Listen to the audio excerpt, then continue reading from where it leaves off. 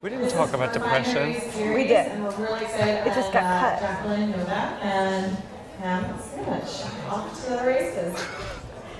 Hey guys. Hi, hello Tumblr. Hi Tumblr. How are you guys? That was a good group answer. It's always hard.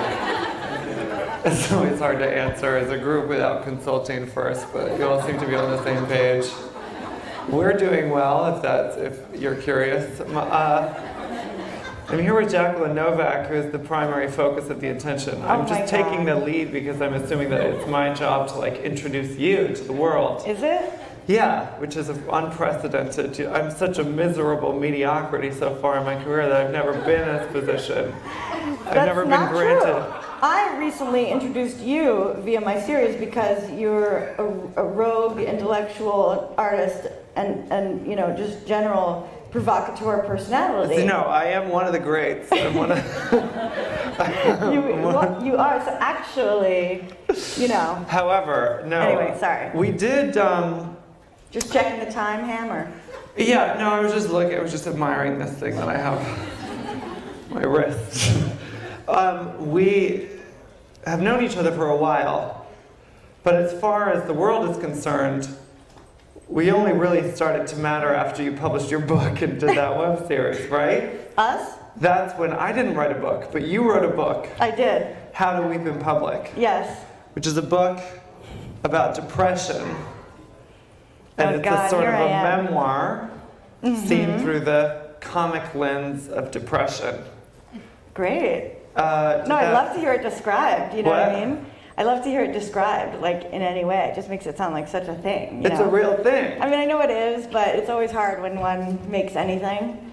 Did you slave just out of curiosity over writing the book, or did you just whip it out in a manic hypomanic episode?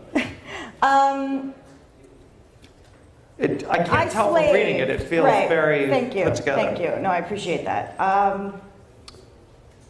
When I first started writing it, I was very depressed and living at my parents' house. Yes. And I was trying to write other things like comedy, you know what I mean, or funny bits and poignant essays about love or whatever. Right. But I was really struggling with the depression at that time, and so it was seeping into everything because it really kind of limits the way I think, and it reduces my vocabulary and makes me just less enchanted with the world. Yeah. Which expresses itself through the writing. So I was in this really limited space in terms of the writing, and then I was well, what would be the only thing? Is there any reason to write like this right now? And I was well, if I fully owned up and decided that if I wrote from this, then at least I would be authentic to someone else who's depressed. We can speak the same language. We're both in this sort of illusion and seeing things the same way. And I can speak frankly. There's almost, I feel when you're talking to somebody who's in their depression, even though it expresses itself in different ways, it's kind of you can kind of be we both know this is shit, right? Or whatever. Sorry, can I curse? All right. It's Tumblr. There's all sorts of filth on Tumblr. Last time I checked. Thank you. But yeah, so you can kind of I always find that comforting. That you can kind of, if you walk into a party or something. Not that I ever go to parties, but just in theory.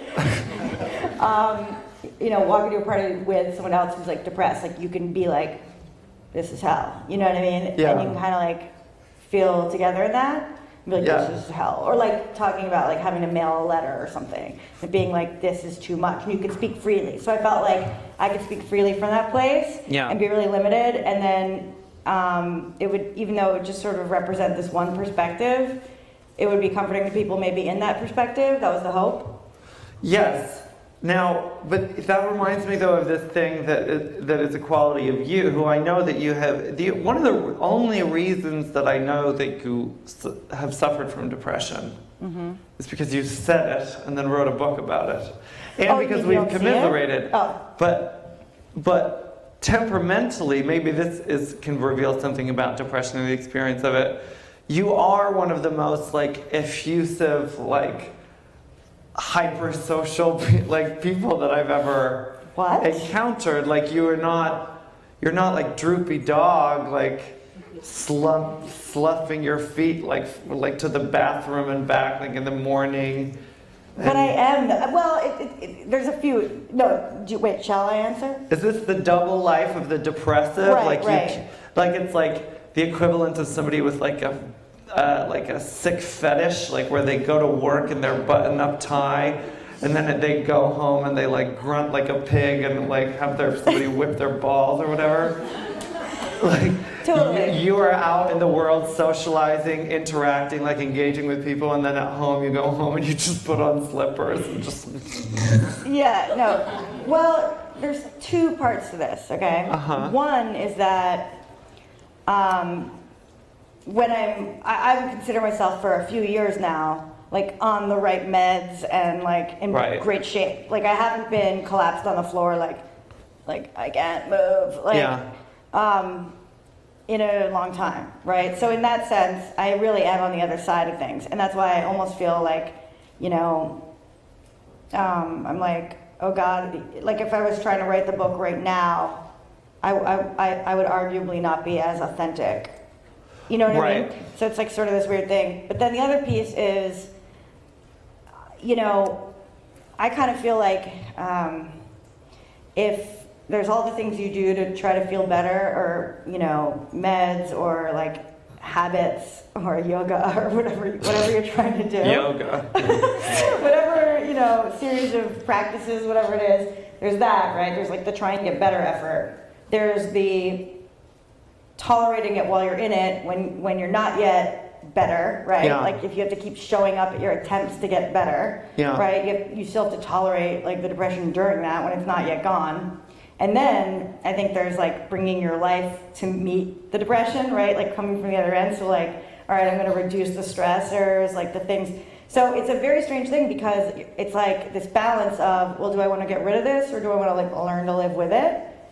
And I kind of feel like, for me, I always felt like I'm going to try to do I think I actually originally didn't want to do any of the bringing my life to meet it thing. I'm like, I'm gonna beat this, and not like Yeah. reduce expectations for myself. Uh-huh.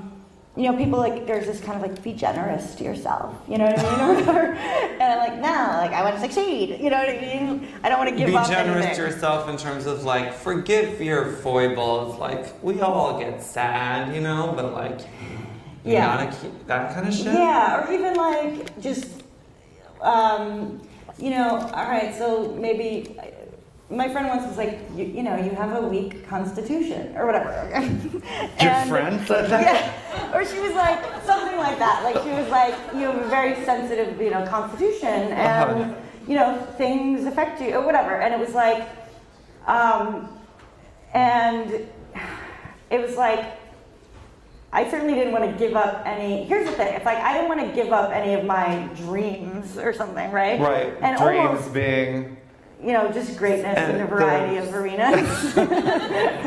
Like profound satisfaction through various like artistic endeavors. Sure. And like I'd love a swimming pool. Web That's series. my one thing. I want a swimming pool. Really. Swimming pool. It can be a small one. It needs to be deep. It can be very small but deep. Do you This is a minor. yes. What were we gonna Wait, say? I feel like I didn't answer it that way. I felt like I was about to. Will you remember? Because I'll forget. I also suffer from ADD. And actually, I had a realization this morning. Comorbid with ADD. I had a realization that ADD, while it can funnel into the depression in certain ways, particularly if you beat yourself up about the factors, I think ADD you can use as a superpower if you want. Like I've started to use spacing out in my ADD way. Yeah. To like space out and forget things I was anxious about moments before. That's very You know what I mean? wise. I'm kind of like letting The next idiocy. stage of evolution of the robot, where it like learns how to like rebuild its Yeah, it learns to wiring. It learns to like cut a few wires because it actually operates better at lower functionality. I mean, because See, Well, just we're look- doing it yeah. right now. I've already forgotten, where I am. It's just, look at just like a dog, like for example, that can be very Yes. sad and then can be distracted by a meat stick. A meat stick, And the yeah. dog is effectively cured Yes. of whatever anxiety it had and is now just fully immersed in this Yes. meat stick. And you can be like that dog Yes. by being just an easily distracted, like poor, Yes. comorbid, like ADHD person, Yes. right? I mean, I don't. With ADD and ADHD and all that kind of stuff, there's a lot of Sorry books to about. compare people with ADHD to dogs. No, I loved it, and I They're think most humans. people, see that dogs are doing great. You know what I mean? I think most people are like, yeah, that's like definitely better than the human condition. I mean, so I don't think anyone's offended by being like potentially compared to a dog in an Absolutely. aspirational sense. But at least because with ADD there are a lot of books that are like out there about ADD and stuff that are like it's a brain style, and then there's other people that are like they're like it's brain damage or whatever, and you like kind of have to make your choice. But so for me like the ADD kind of thing is something that I sort of can like accept as just a rhythm and just let it's like if everybody had the same sort of ADD brain style, right? Yeah. There wouldn't, society would probably be okay, right? But if everyone had the depression brain style, even though it would be normalized, I still think that society wouldn't be as okay.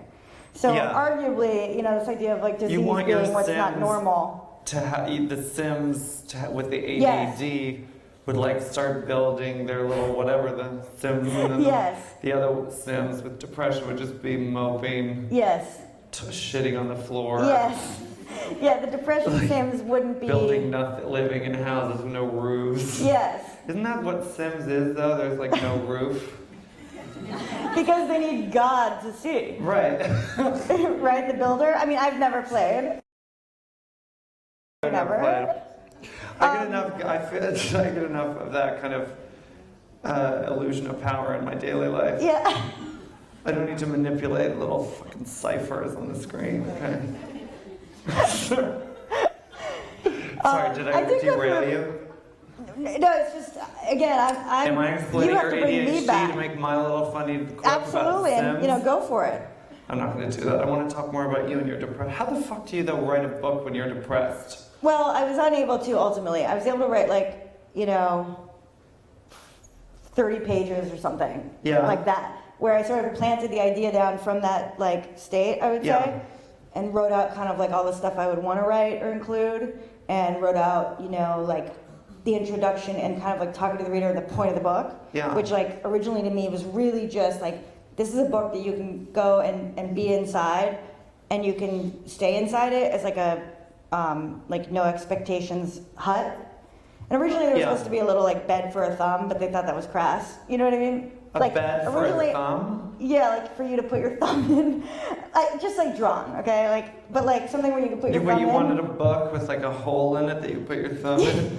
Or not even a hole, but just sort of yes, ideally yes, but something where the reader could be comforted by having a little place for their thumb, and it's a little bed, and sort of even though you're not doing anything because you're too depressed, it's okay right now you're in the no expectations hut, and look, there's a bed for your thumb, and it's okay that you're worthless and not doing anything and a burden to people around you. All that stuff is okay. You're in the no expectations hut while you're inside this book, right? You don't even have to read the book to derive comfort from it. That seems like the primary appeal of that. You could fake read You the book. just stick your thumb in it. Now that left thanks to my, the strength of my literary prowess, of course. Well, I think that the book They is very decided the comforting book- to read, thumb or no thumb. It's a very comforting book because it's structured as kind of it's like a pseudo memoir, right? It's about your life. It's not about depression in the abstract. Right. And it's structured kind of in a weird, detective way, of going into the. It's okay, don't worry. I mean, it's 2016. Tumblr. You know Everybody's what I mean? got phone. What was I saying? I guess it wasn't okay. You know what I mean? Look what's happening. Detective. Well, yeah, you're kind of going. I guess everybody has this realization, like as they become an adult and realize just how truly, just traumatized they are, just like how damaged they are. Like you kind of have this you kind of float through it for a while, being like, yeah, this is gonna be great.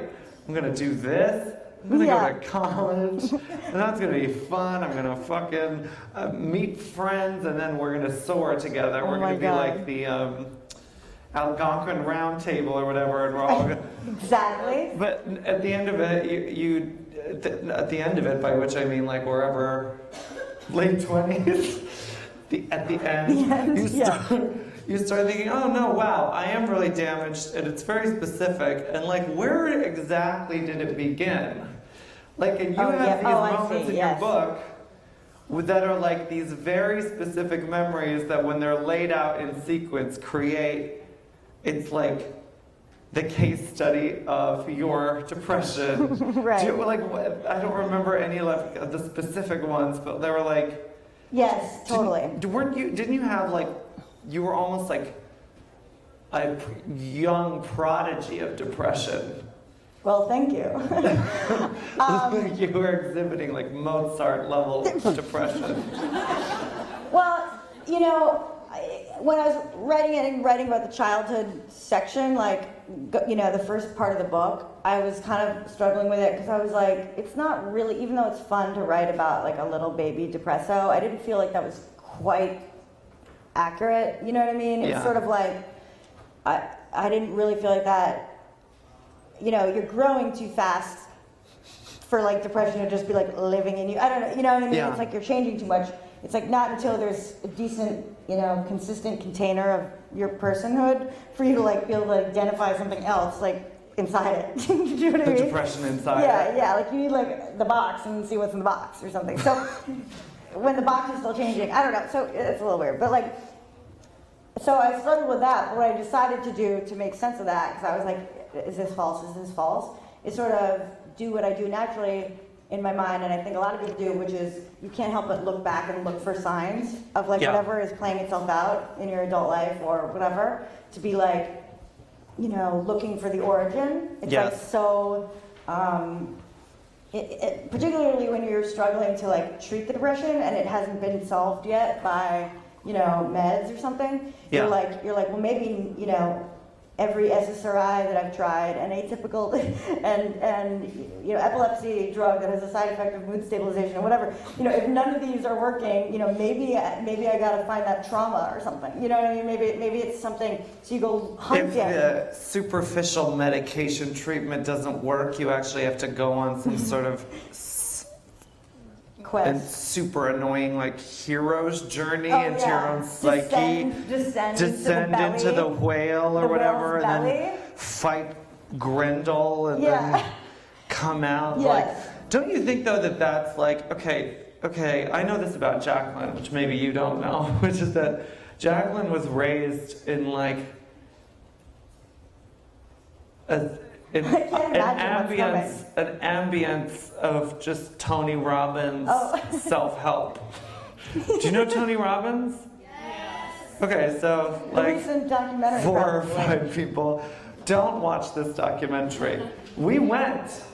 Yeah. So the Tony Robbins thing is that literally like if you is the approach to like depression, which I don't know if it's actually been scientifically tested. His idea, or? It's for him to kind of yell at you until you become less depressed. Right. But it's like they're very slow. Tony, I had a conversation with Tony. Yeah, Jacqueline actually got to have a one-on-one session with Tony Robbins posting a photo under the pretense of interviewing him for Esquire. The article has not come out. I was simply unable to finish. I have too much to say. Anyway, but we'll see. It might still come out. I do have a photo I'll post as proof. But I did talk to Tony about, depression and stuff, and gave him my book. Yeah. And I was like, and he did acknowledge. He acknowledged within the course of the conversation, because I was really listening for it, he was like, well, biochemistry. He acknowledged biochemistry, But be he just says a it like that. factor. He's like, no, biochemistry.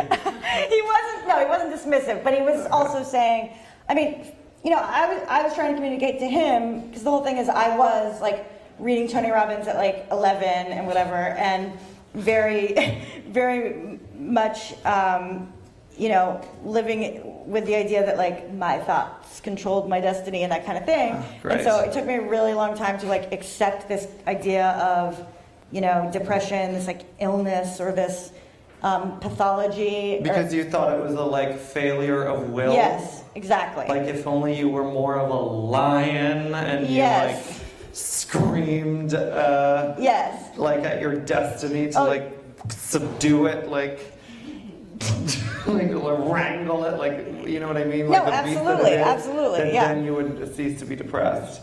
Don't you think that that is a mental trap? Okay, so here's the thing. So I don't know, you're into the New Age, right? The New Age? Your Of crystals course. and stuff. Yes. But you do it with like this weird irony. Yeah. I believe, so do you want to know? I like crystals and things like that, okay? Like I'll go and buy like amethyst for my, you know, third eye and that sort of stuff. And there's nothing wrong with that. And except for the fact that has very spurious actual effectiveness. Well, it depends. Crystals. It depends. Okay, I'm not getting your it. Third eye is concerned. Any third eyes in the audience? Say I. So you do the crystals. Well, I'm not doing them right now. I mean, I have them. I'm not throwing them away. Right. But when I was like coming out of kind of this time period, you know, already, you know, with some better meds and doing yoga and all these things and all this kind of stuff, I liked going to the crystal shop. And the way I kind of conceived of it, or you know, basically I was like, for me, one little hack, and I know it's like cheesy to say that, but like honestly, a little mind hack for me with depression is because the depression mindset, when I'm in that, it's so sort of like limiting, and it makes everything seem really solid and like set and immovable, and like some like you can't transform it, and like dense, you know, and that sort of stuff. Yeah, depression's very dense. One way that, for me, like one trick is like if I were in that state to try to force myself to like meditate on some kind of positive notion, right?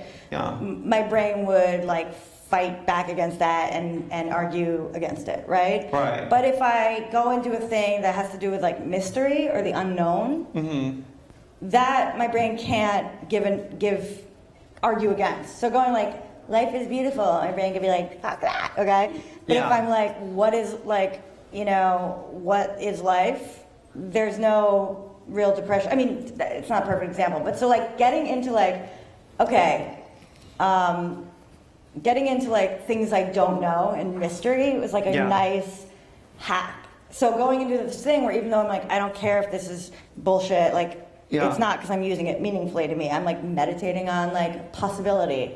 Yeah. So it was, so I mean, that's why I also like, you know, cheesy ghost movies. They do something for me. Yeah. Depressed, like in terms of your mood, like to watch like a cheesy ghost movie and like fantasize about the supernatural and stuff like that? Yes. I mean, there's two things, like horror and like, you know, thrillers. Yeah. I've always found really good when depressed, because if I can stimulate like that fear, survival kind of physicality, that is a nice escape from the like deadened cerebral horror of depression. Yeah. If I can get into like afraid, literally like afraid, that's like such a lovely, and I'm not really fear, afraid. like actual, like fear, particularly when you know it's based on a movie, like nothing. There is something very like perversely thrilling about it, and absorbing, because the fear itself is distracting all of your mental energy, but at the same time, it's all framed by this fact of that you can be fairly certain of it. Which is that there's actually no ghosts, and there's actually nothing in your house in the dark. Like, there might be something in your house in the dark, but the odds of there being something in your house in the dark Yes. the night that you're watching the scary movie. That is would be too much. Yeah. absolutely just too corny for words. Yes. That doesn't happen. Yes. They always barge in when you're watching like a Merchant Ivory movie or something. Yeah. Feeling so weepy and safe. That's when they come for you. That's when they strike. That's when they choose to strike home I mean, invaders. I do think though, As a home invader myself, that's what I took. The people watching know the horror movies are way psychology? too on edge. I've never invaded a home. But you know, we a while ago I told you my new analogy that I like. I came to it with you. No, you'll remember when I say it 'cause it was fabulous. And we could close on this because I think it's almost time. It's closing time? I asked for a wave, you know, when we hit. Oh, that's a stand-up comedy thing. Yeah, I was ready for it. People in my line of work, you know what I mean? Public intellectuals like me, we don't get the light. Yeah. No, I knew to ask for one because I'd go all night. No, but what were we saying? So part of the thing with like watching the horror movies is like if you get to a point I think where you're managing your depression like somewhat, or if you're like, you know, maybe it's medicated successfully, but you still you're premenstrual and you know spend 3 days thinking you know your meds are useless or whatever. Yeah. If you kind of get into a rhythm where you know that these depressive episodes like do tend to end, which is like for me you're pretty far along on the journey in a good way if you're there. You know what I mean? If you're not just like this is life. If you've gone through the cycle enough times to know that eventually on a pretty regular time frame it does tend to wane. And if you're at that point, the big tip and like that I would say is you don't have to fight it, right? It's kind of this like, don't argue with the devil always wins kind of thing. Yeah. Instead, I think it is like, just, you know, let it run its course and like focus yourself elsewhere and watch a bunch of dumb movies. Yeah, in the meantime, distract yourself by any means necessary. Versus engaging. So like, I remember we had this conversation because we were talking about this and like my new metaphor is it's like, in those situations, sometimes I feel like that depressed mind, it's like there's a car in the driveway, and that's the sort of like depression mind, okay? Yeah. And it's on, and you can hear the engine. It's like idling out there. Yeah. And you're like in your house, which is your mind, and it's kind of like, you know, you hear an engine idling out there, and you're like, I'm supposed to get in there and drive that thing, right? It just feels like it's on, it's going, like, and so my new way, instead of being like, I got to get that depression car out of my driveway because it's idling and it's weird, and if it just sits there, I'm gonna get in it and drive it. It's instead like, no, turn on a horror movie and just get used to the sound of it idling out there. You don't have to drive it, and it'll probably go away in a few days. Yeah. Because the car will just die. It dies when, it will just run out of energy. And that's, I don't know, that's my new thing. That's a good analogy. Thank you. Yeah. It's well, that's the close? Yeah. It's a good closing. So yeah. Hamm, do you want to just say like, I don't know, your social media or something? My social media? Yeah. I think you've made a great impression. People are going to want more. Well, my social media is just, I'm on Hamm Samwich on Facebook. It's now my screen name. I'm changing my name. I'm going through a weird transitional moment in my life. But unfortunately, all the screen names are locked into place. But yeah, Hamm Samwich is where you can find me. And then you'll hear all of updates from there. Great. And then you, Jacqueline, are also on social media. Yeah. You know, just find me. I'm not on Tumblr, by the way. I should say that because I You missed will the boat be on that. after I have no tonight. idea how to make it work. I just leave that to Hari Neff. I'll let Hari Neff dominate the Tumblr space. I can't do it. I don't know how to process it or capture gifs like that or whatever. We can, with this group, we can take down. If anybody wants to help me consult like that so that I can integrate myself squarely into the generation of people 5 years younger than me, I'd be muchly appreciated. Hamm Samwich. Thank you, everybody. And give it up for Jacqueline Novak. I strongly recommend her book with every ounce of being. Good luck with your mental struggle.